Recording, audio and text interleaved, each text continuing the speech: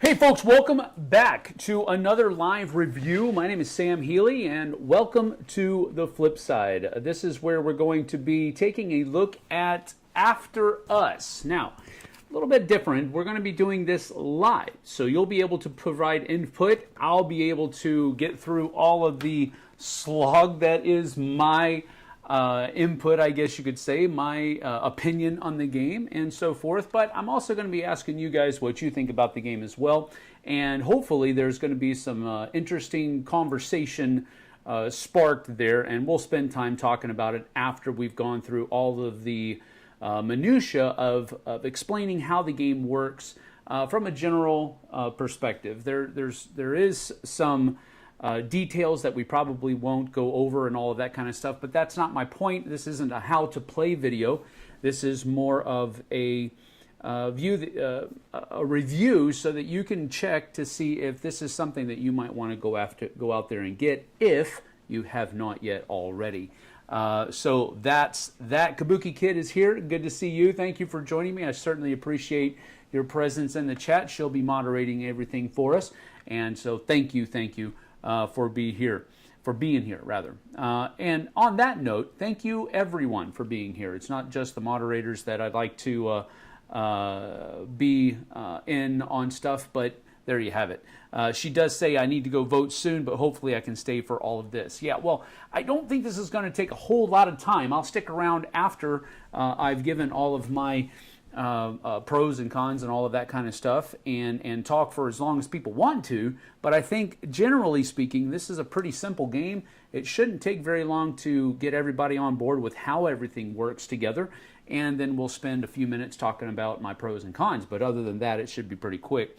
Matthew Vincent is here. Hello, good to see you. Lori Heitenen, hello, howdy, good to see you. Howdy, I love that word. Howdy is very... I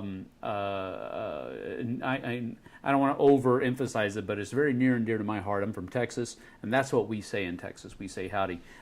So thank you for being here, Lori. Appreciate that. And Kabuki Kid has said hello to everyone as well. Well, we're going to go ahead and get started. So basically, After Us is a deck building game. That's the best way that I can put it. Now, it's not your normal fare of deck building game, and we'll get to what I mean by that in just a few minutes. But I do believe that this is a gateway deck building game, and we'll talk about that later. But that's not all that's going on. There's resource management going on here as well.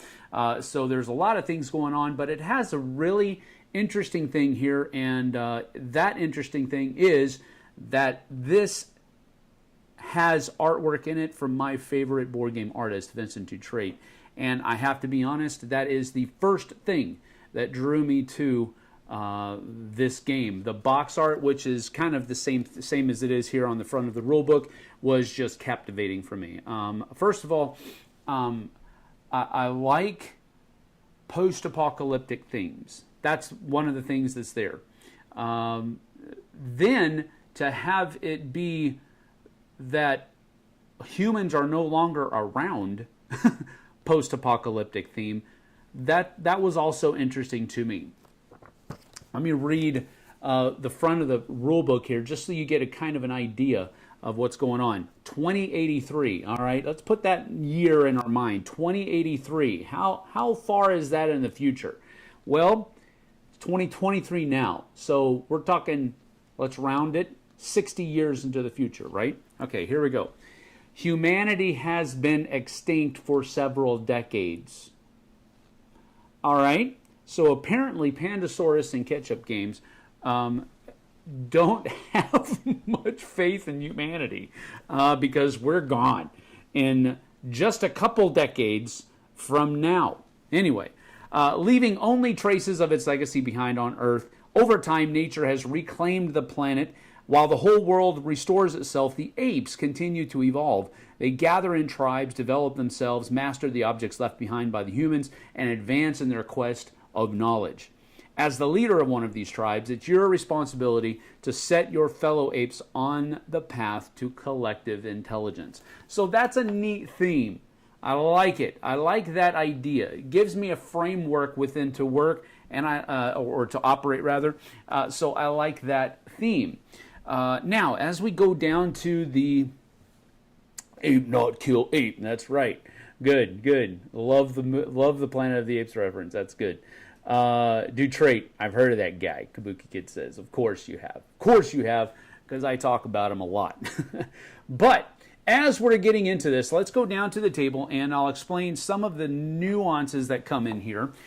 So basically setup, this is not a very good accurate setup. You're probably going to take this board and put it off to the side and so that everybody else has a little bit of room. And then you can maybe put the different resources in the middle of the table so everybody has some good ability to reach those resources. But generally speaking, this is not an accurate setup. I just wanted to show all the components of the game. So basically, what's going to happen here is you're going to have 4 different types of apes in the game. 5 if you include the starter decks, which have the mandarins in it, but we'll get to that later on. You're going to have chimpanzees, apes, orangutans, and oh goodness, I done messed up and I done forgot those animal mandrills. Mandrills. I knew it started with an M. So you've got chimpanzees, apes, orangutans, and mandrills.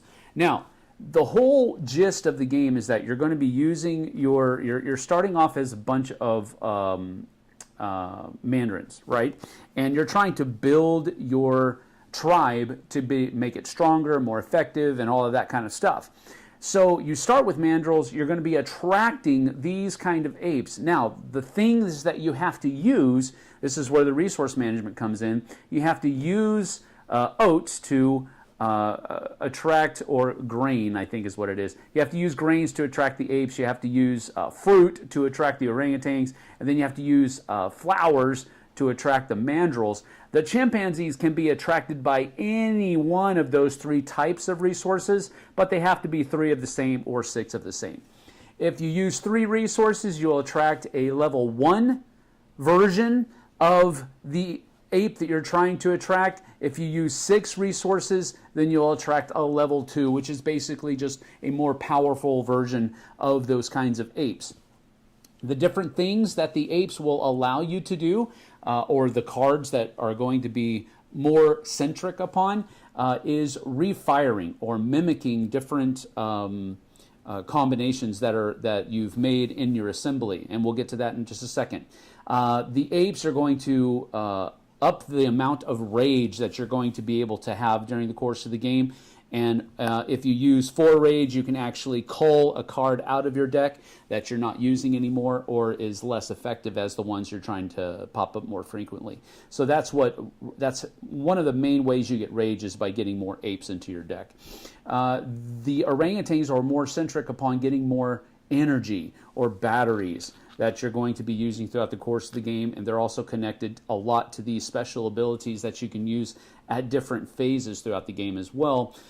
So that's what orangutans are good for. Mandrills are good for just basically getting more victory points, which is important because, and I guess I should mention, the whole point of the game is to build your deck, yes, but the goal is to get back to 80 points first. So basically to make a trip around the scoreboard and get back to 80 points first. If multiple people get back and make 80 points in the same round, then it's whoever has the most points at that point to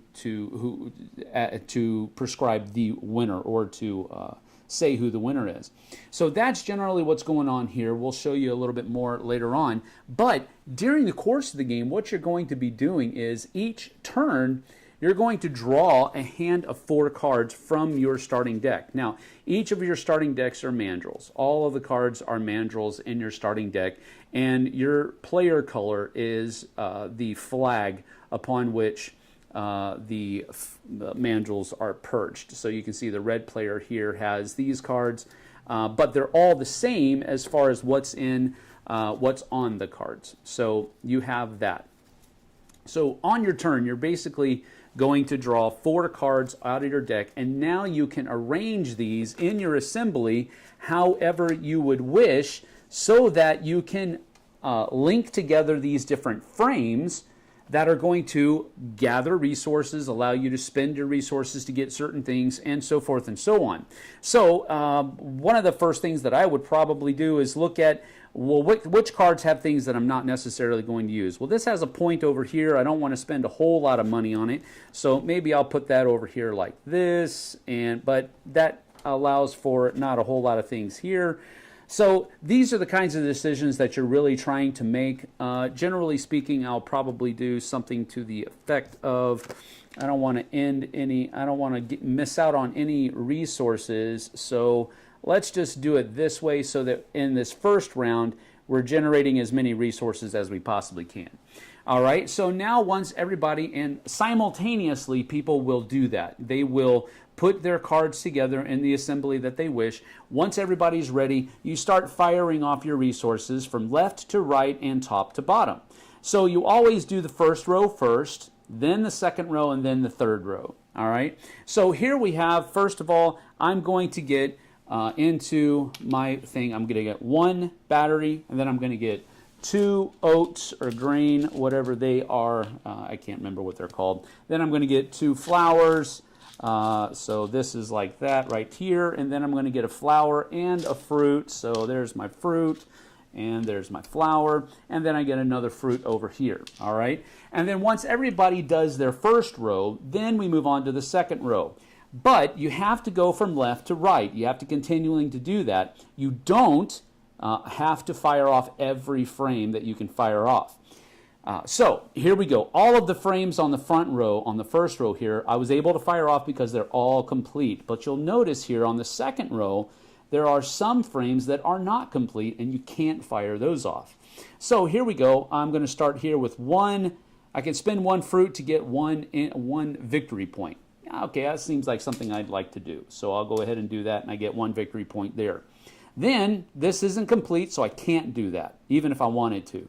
Over here, I can spend 2 flowers to get 1 victory point. Maybe I don't want to do that. Maybe I do. 2 over here to get 1. Nah, I don't think I'll do that here. I don't want to spend too much right now. And this frame isn't complete either, so I don't get to do that. Then down on the third row, I don't have any complete frames, so nothing happens there. Once everybody has finished all of their firing off their assembly, we move on to phase 2, where we try to attract new apes. The first thing you're going to do, though, in phase 2 is you're going to choose which kind of ape you're going to attract. And once you choose which kind of ape you're going to attract, it's also going to give you a bonus there on the top. So if you try to attract an ape, it's going to give you 2 rage on your meter here if you choose to do that. If you want to attract a chimpanzee, this will allow you to fire off one of your completed frames again.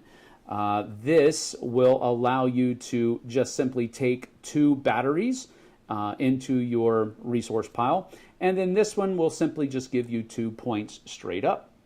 All right, so you would simply look at the resources that you have, and then you're going to choose which animal or which primate you're going to attract. Well, I'm going to try to attract a mandrill because I've got 3 flowers, and that's what a level 1 mandrill is looking for, 3 flowers. I don't have enough of any of the others, but if you look here, I could choose to fire out to attract another chimpanzee, and if he does, he lets me fire off one of these again, which means that I could use this and maybe get some more of any one of these to try to get enough to have that chimpanzee. But remember, the chimpanzee will take 3 of anything. So I could use this tile and use my 3 flowers to get a chimpanzee. But what I'd like to do is I'd like to do this. So everybody chooses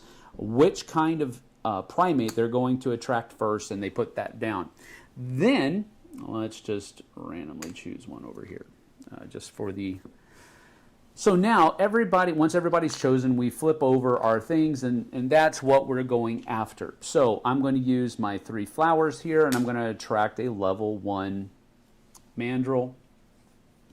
And now this guy is going to go on top of my draw deck. So I know that he's going to come into my hand the very next thing. But you'll notice here, remember I said that these guys are going to get you more opportunities to score victory points. Well, here you see this is a closed frame and it's a victory point. So that's a free victory point every time this card comes up and is in your assembly.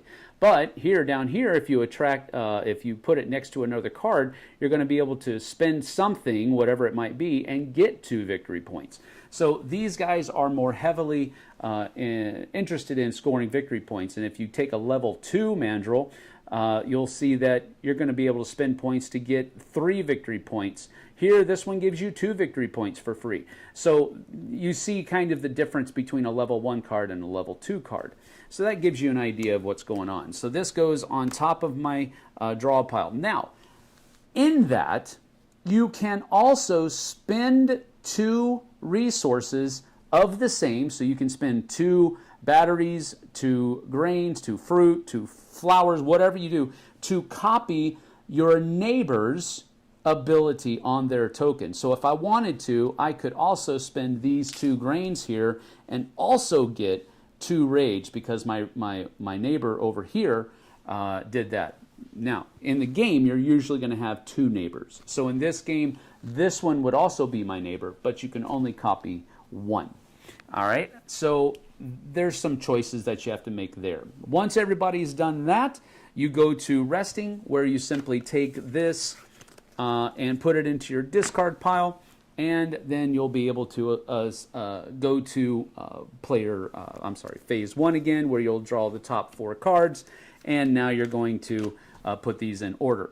Now, a couple of other things. You'll see these tiles over here. These are randomly determined. So you'll basically take all 7 of these tiles, shuffle them up, and pick 3 of them. Once you've picked 3, there'll be certain things that you can do throughout the course of different phases. So for example, in phase 1, I can spend 4 batteries to just draw another card so that I have 5 cards in my assembly instead of only 4. This one says that if I spend 2 batteries, I can discard a card from my assembly and draw another one. This one says that if I can spend 2 batteries to put back a 1. These are one of the things that I have trouble with. So this guy allows us to return one of the cards you just drew to the bottom of its deck on the main board. Then you can draw the top deck of your choice, same level as the card you removed, adding it to your primate assembly. So that's what this does. So you can do that for, you pay 2 batteries for a level 1, or you can pay 3 batteries for a level 2 to do that. So that's something you can do. Other things are different things, like, for example, in any phase you can spend 5 batteries to just get 5 points straight up. Here you can spend 1 battery to change resources 1 for 1. So these are different things that you can do during the course of the game. So depending upon what phase it's in, that tells you what phase you could do it in. So those are other things you can do. This is kind of the back of the player aid here, and it basically just shows you what all of the different symbols are. So I did talk about earlier the rage part. And if you have 4 rage, you can spend 4 rage to get one of a card. It doesn't have to be one of your basic cards, but you'll probably cull these first because they are part of your your starter deck. They're not as strong as the other cards you're going to be adding to your deck later on. But when you do that, you'll get this bonus up in the top. And you'll see here that the bonus is different depending upon whatever the cards are. These are all victory points. Look at that. That's funny. I never noticed that before. These are all victory points.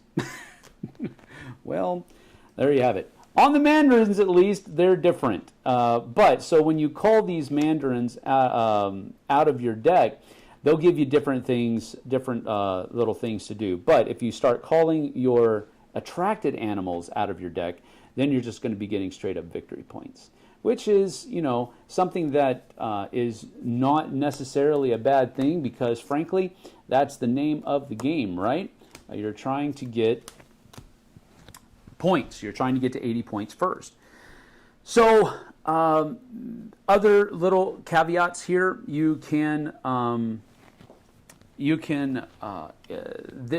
number of resources that are in the game are infinite. So if you run out of resources then in the pool, then you can basically just place a resource here and it will simply count for 3 rather than just a single one that's outside. So that's a little bit of a caveat, that's what this box is for. So if you've run out of resources, you can start basically making change by putting things here, and they count for 3, whatever resource it is. So that's a little bit of a thing there. But frankly, that's it. That is all of the rules for the game, generally speaking, to give you an idea of how the game plays. Now, as we go back to the face-up view here, sorry, had to pull away from the beautiful game back to my ugly mug. I apologize for that. But the simplicity of this game is really going to be my very first pro. And first of all, I'm not a huge proponent of deck builder games. I do like deck building games. I like a lot of them, but there are some that over the course of my playing them, they've just kind of started to fall flat for me. So I'm not huge on deck building. So take that for what it's worth. My first pull into this game, and that's really my first pro of the game, is the artwork. Vincent Dutrait's artwork, in my opinion, is the best in the biz. I cannot state that any more heavily. I really, really, really enjoyed Vincent Dutrait's artwork. So I'm automatically drawn to any game that has his artwork on it. Whether or not I'm going to like it, that depends upon the mechanisms that are employed. But I like how they look, and I've always said that if a nice game is more fun to play, a nice looking game is more fun to play. That's one of my kind of nuances in games. So, right?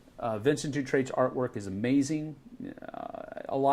Some people have told me that they don't like it. That's fine. You don't have to.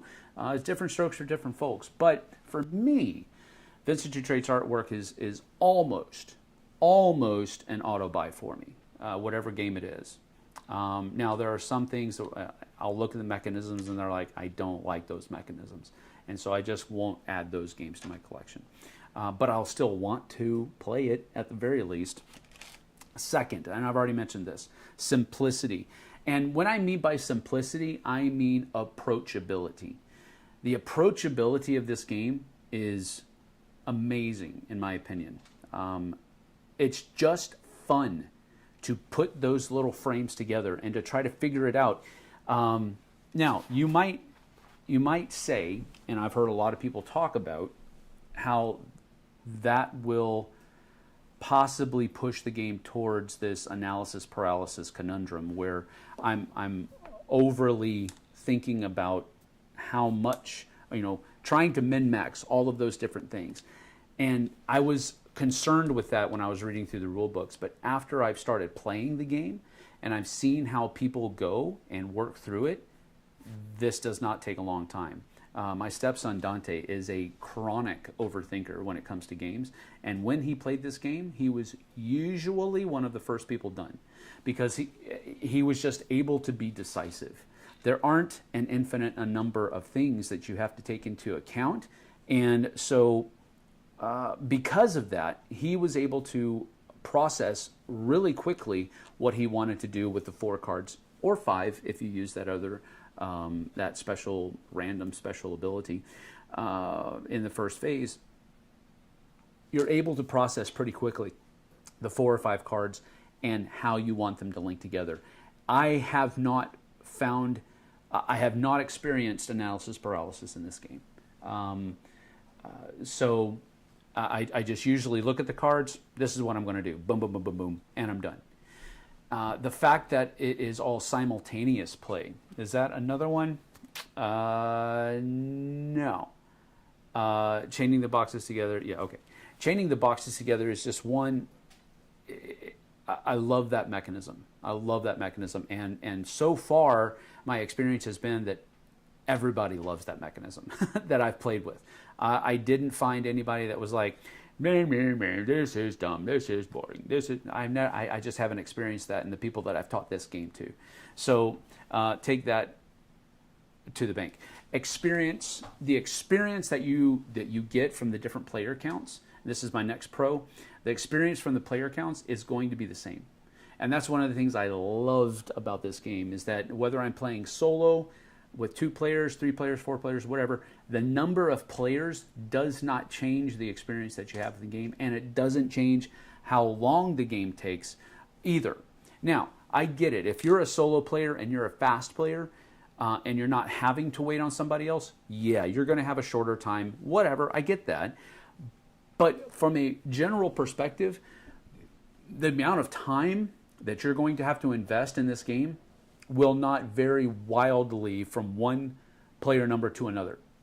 If you add a player, you're not talking about adding 30 minutes or 45 or 20 minutes. You're pretty much going to play the same amount of time with all of the different player counts because of the nature of the game. The simultaneous actions are just what really keep the game moving on. And that leads me to my next pro, and that is the flow of the game is very nice. Even if you want to make it more procedural, in that instead of just letting everybody do roll 1, row 2, and row 3 on their own, and just you do you, I'll do me, and when we're done, we'll come back. Even if you want to not do it that way and just say, hey, okay, everybody do your row 1. Boom, boom, boom, boom, boom. Okay, everybody do row 2. Boom, boom, boom, boom, boom. Everybody do. If you wanted to make it more procedural that way, the flow is still great because you're still going through it at a pretty fast clip, and it just really makes it for an enjoyable experience. And it's intuitive as well because that's how we read, right? We read left to right, top to bottom. Most people I know, not everybody does, but you get what I'm saying. For me, it's an intuitive thing because I'm just going left to right, top to bottom, left to right, top to bottom, left to right, top to bottom. And that keeps you in check as well. Well, I can't do this yet because I can't do this yet because I got to get that thing. Oh, well, I can't get that thing first. I have to go left to right. That's just intuitive to me. And so that was another pro for me very well. And I mentioned this already, but my last pro of the game is that I think it's a great gateway deck building game. Now, what I did on this game is that I played it first and I learned it first and I've taught it first before I looked at anybody else's review. And normally I don't really even care what other people are reviewing the game as, but I was curious because I did see a couple of reviews were really downing this game, and I did not understand why. I did not understand why. Even with their explanations, I was like, why is that a bad thing? I just didn't get it. They were talking about replayability and longevity, and I'm like, but there's so many random elements of the game. This play of the game is going to be different from another play of the game. The people that you play with is going to change how the game plays. Now, I get that the mechanisms aren't going to change that much, and the fact that you start with the same cards every turn, and one of the reviewers did talk about possibly making up a draft kind of house rule to kind of get rid of the basic cards out of your deck, and you can. So I get that, and that actually sounds like a pretty cool idea, something I might try. But I think what often, and unfortunately, what I think a lot of people try to do, board gamers, is they try to take a game and make it something that it isn't so that they will like it more. And that's unfortunate because I think this is a great game to introduce deck building to someone. I think it's a great game for that because it kind of baby steps them into the idea. You're only going to really add, I don't know, it depends on how fast people are making points, but you're not going to add a whole lot of cards to your deck. And you're going to be calling some out using the rage or not. It depends on the strategy that you use. I've seen people try heavy rage strategies. I've seen people try heavy or battery strategies where they try to just attract as many orangutans as they can and use those batteries for the different things that are going on the side of the board and the different things that you can use to pay for batteries. I've seen so many different strategies. I don't know that this is going to, and again, I'm not playing this game 5 times a week. So I think some people play games, I'm going to get in trouble for this. I think sometimes people play games too much because they just wear themselves out playing the game. And I'm like, dude, have fun. Or dudette, have fun, whatever. But I just didn't understand why people were giving this one a bad take. And I get not all games are for all people. I understand that. But I just didn't understand some of the hate that this game was getting. But the game is getting a lot of praise as well. It's got a 6.8 out of 10 on Board Game Geek, and that's with 981 ratings so far. So it's not getting a whole lot of hate, but this is a solid game for me, a solid game. And the fact that Vincent Dutrait has his artwork on it is just like slam, dunk, grand slam, whatever you want to say, hat trick. This is a great game in my opinion. And maybe it's just because my involvement in the board game industry is kind of evolving in that I'm teaching games to people a lot more than I ever used to, rather than just playing with gamers. So maybe that has something to do with it, but this is a solid 2 thumbs up for me. I really enjoyed this game. Jess, my wife, really enjoys this game. The people I've showed it to have really enjoyed it. It's just a great experience. And I think part of that has to do with the artwork, but I think a lot of it has to do with the fact that these mechanisms are super streamlined and they're super simple to teach, and people grasp it intuitively and they hit the road running with it. And from that point on, it's just enjoyment. They're not trying to grok the rules. They're just enjoying the game. And I've seen that too much to not give this 2 thumbs up. So that's my thing. 2 thumbs up, way up. So here we go. That's everything. So we're done. How long has it been? What did I get to? Hey, 32 minutes. I talk too much. I apologize. But that's what I'm going for here. I really enjoyed this game. 2 thumbs up. If you... I did pay for this out of my own pocket, so it's not a review copy that was sent to me. I do want to make sure that's clear. Usually Vincent Dutrait games I pay for because I like his artwork that much. Even if it's just not going to be played very much, at least I can pull it out every once in a while and enjoy the artwork.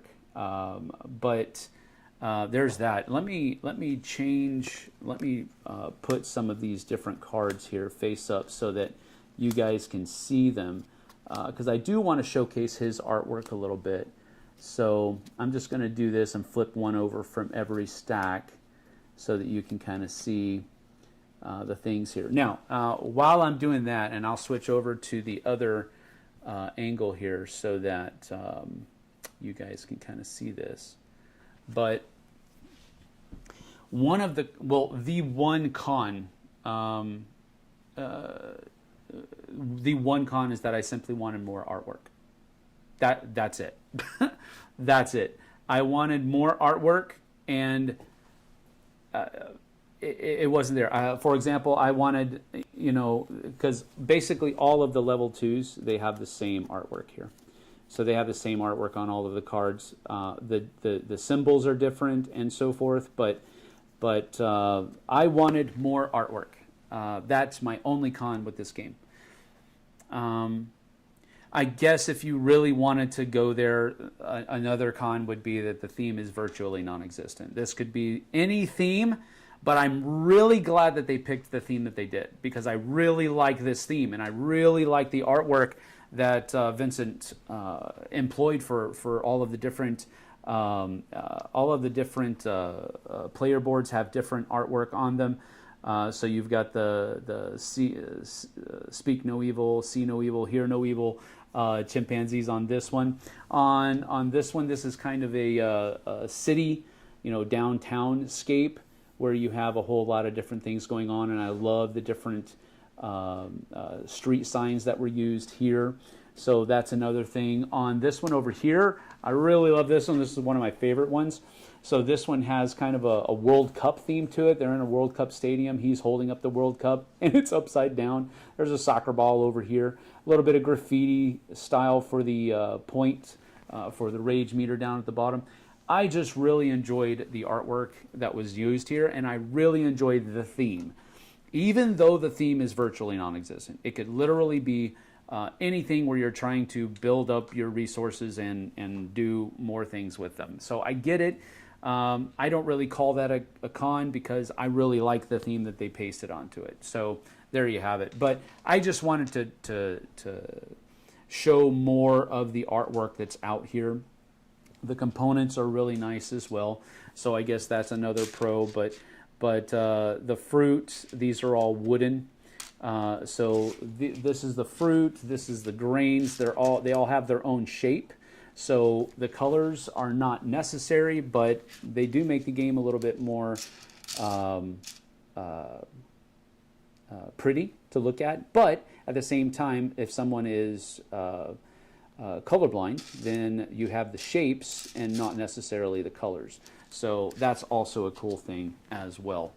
And then you have the batteries. These are just cardboard tokens that you can use.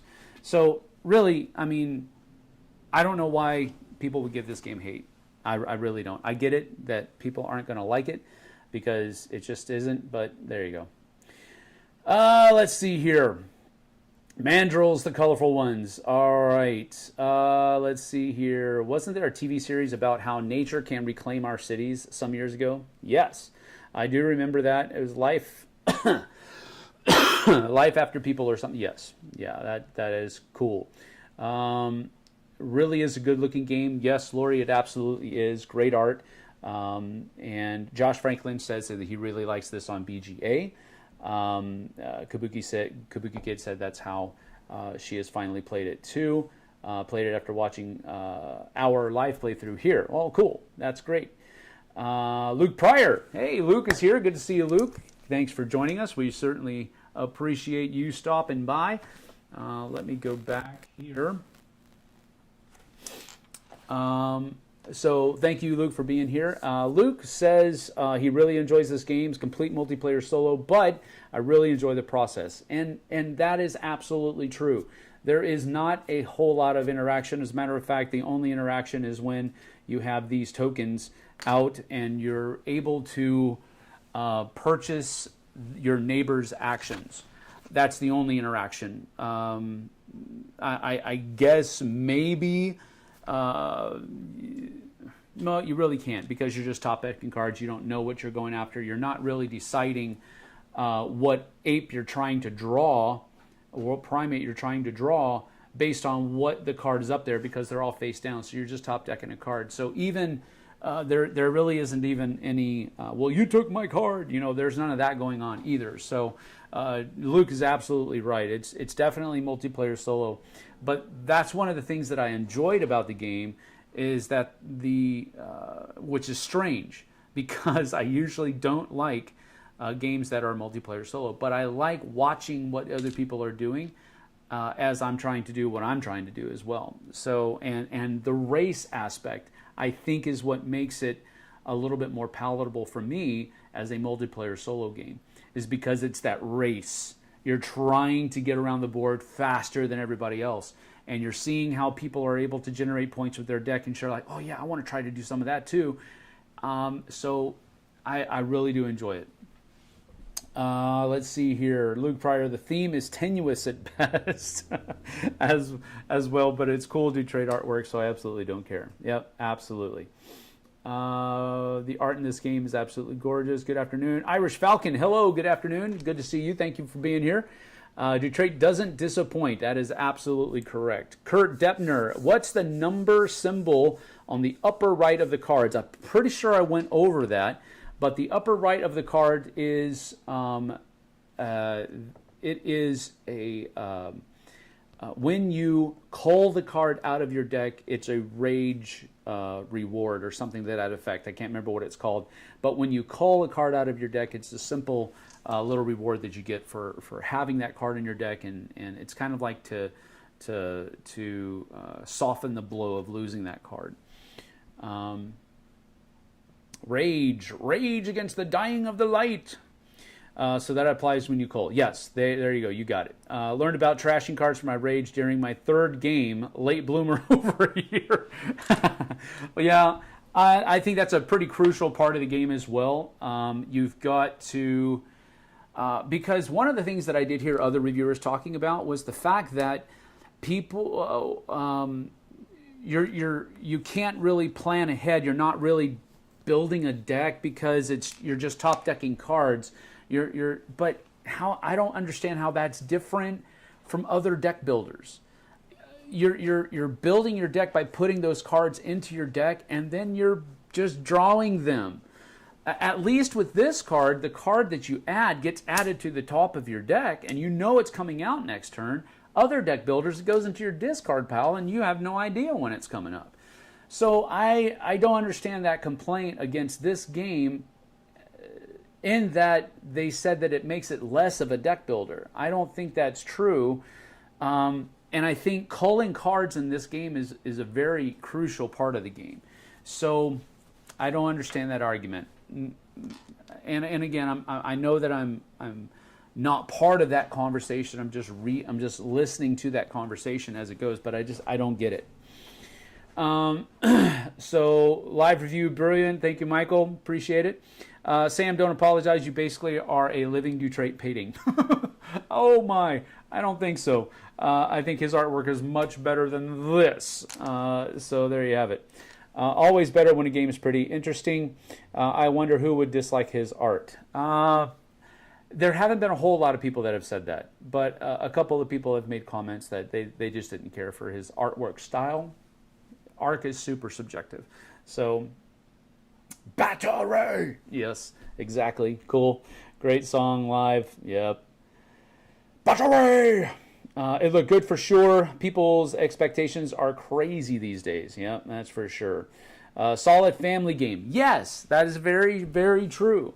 Everybody, well, Daphne hasn't played it yet, but both Dante and Aiden love playing this game. And Jesse and I both love it as well too. So it's great for that. Never, we love your voice. Very good. Thank you, Josh. Even his analysis paralysis son handled it well. That is correct. Absolutely. Even the theme can be anything. This theme evokes fun ideas. That is correct as well. I like the third one as well.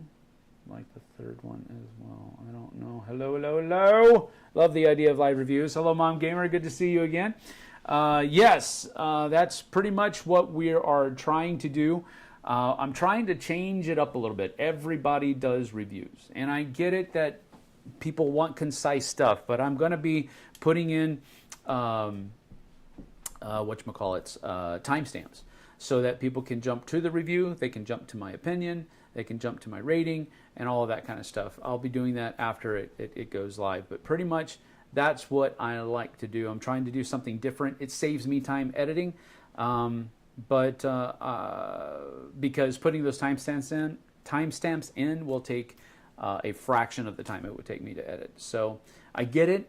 I'm trying to cut corners here, but I hope you understand that I'm trying to get to the point where I can do more of these rather than just one a week. I want to get, do Monday, Tuesday, Wednesday, do 3 a week, and then have my live plays on Thursday and Friday, and then the Q&A. I'm trying to get it to where I can get more content up, but my kind of Mr. Mom role here, because Jess works, is kind of dictating that I try to find other ways to get these videos out into the open, and still have time for all the other stuff that I have to do around the house and getting kids to school and so forth and so on. But that's the idea. Let's see here. Fan of timestamps. Everybody is, I think. Well, we see a live playthrough of this game. I did a solo play of it, and you can go check that out. It's been a couple weeks, I think, since I did a live playthrough of this. But we did do I did do a solo playthrough of it, so you can go check that out.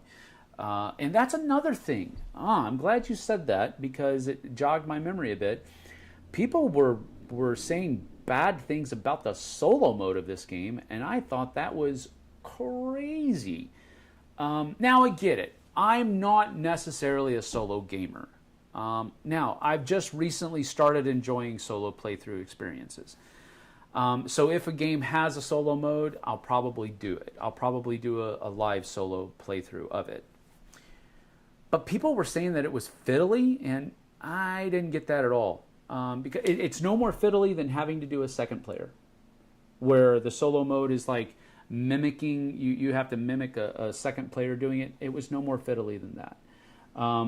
I loved how in the solo mode they got a certain number of resources at the beginning of phase 1, and then during your phase 1 you took your resources that you gained from them, from that ghost player, before you started taking from the reserve. And I liked that, because you were trying to gain resources that were keeping it difficult for them to do stuff.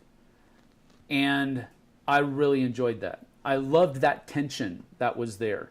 It wasn't just me trying to grok better than somebody else. It was me trying to do what I wanted to do, but keep them at a reasonable pace as well. I loved that in solo mode. I could not believe that people were talking bad about the solo mode in this game. I really enjoyed it. So, different strokes for different folks, I get it, but man, some of y'all need to settle down, because this was a good game. And I just think that you're trying to make it something that it's not supposed to be. But that's that. Thank you, Kabuki, for putting that link in there. I appreciate that. Not everyone likes a robot player. Not everyone does. I get it. But here, I think it was less of a robot player and more of a... it was more of a... Oh, how can I put it? It was more of a barrier that I had to battle with than just somebody doing something on their own. So I really liked it. I really enjoyed it. And I'm not a solo player, so I know that I'm probably going to like weird things when it comes to solo plays that your normal solo player that really likes solo gaming will enjoy and will not enjoy, rather, because I like it, because I'm not part of that scene really. But and somebody that is part of that scene will be like, well, this is too freaky. This is too off the chain or whatever. So I get it. But that's pretty much about it. 2 thumbs up, way up for me. I really enjoyed every play of this game, from solo on into the multiplayer levels. I really think it is something that you should at least give some time to playing. But if you like it, buy it. And that is because it looks great. It's got great components. I think it's going to have a lot of longevity, especially if you're in a situation where you're teaching people games or new games a lot. I think that's going to be where this game really flows. I think the solo mode is interesting enough as well. And I'm not a solo gamer, so take that for what it's worth. And yeah, I think this is one of those things where I'm going to give it 2 thumbs up, because I really do think that if it's part of your budget and you're looking for a really neat gateway deck builder, this is your Huckleberry. I really do believe that. Most important question, what does Bjorn think? Bjorn is, well, he's pretty stoic. So he doesn't really say much as far as what he thinks of a game. He just likes to chill and be in the background. But I think he likes it. You know, he doesn't really say much unless he dislikes it. He's like me. Yeah. Good question. Good question. All right. So we're going to get on out of here. I know this is quick, but that's kind of what I'm trying to do. I'm trying to make these as fast as possible, and I'm going to put this timestamps in later on. But this has been a review of After Us. Go check it out. We'll see you guys and gals on the flip side. Take care. We'll see you later.